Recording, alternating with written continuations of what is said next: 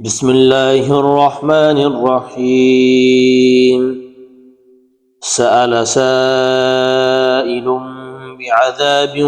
واقع للكافرين ليس له دافع من الله ذي المعارج. تعرج الملائكة والروح إليه في يوم كان مقداره 50,000 سنة فاصبر صبرا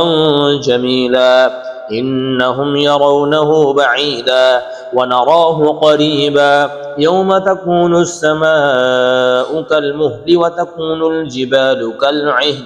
ولا يسأل حميم حميما يبصرونهم يود المجرم لو يفتدي من عذاب يومئذ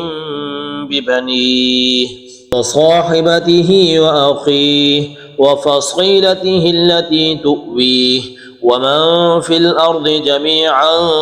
ثم ينجيه كلا إنها لظى نزاعة للشوى تدعو من أدبر وتولى وجمع فأوعى إن الإنسان خلق هلوعا إذا مسه الشر جزوعا وإذا مسه الخير منوعا إلا المصلين الذين هم على صلاتهم دائمون والذين في أموالهم حق معلوم للسائل والمحروم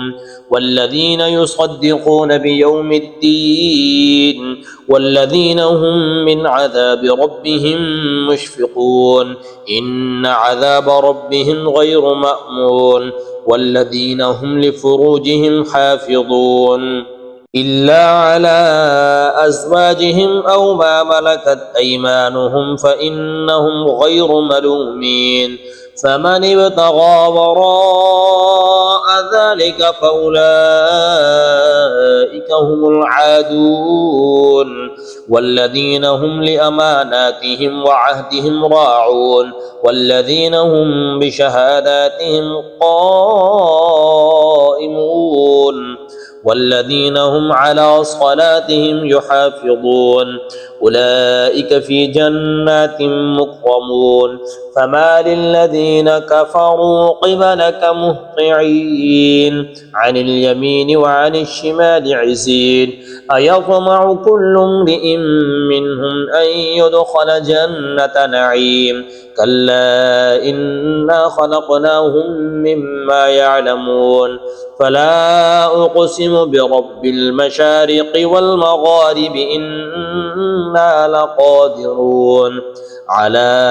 أن نبدل خيرا منهم وما نحن بمسبوقين فذرهم يخوضوا ويلعبوا حتى يلاقوا يومهم الذي يوعدون يوم يخرجون من الأجداث سراعا كأنهم إلى نصب يوفضون خاشعة أبصارهم ترهقهم ذلة ذلك اليوم الذي كانوا يوعدون.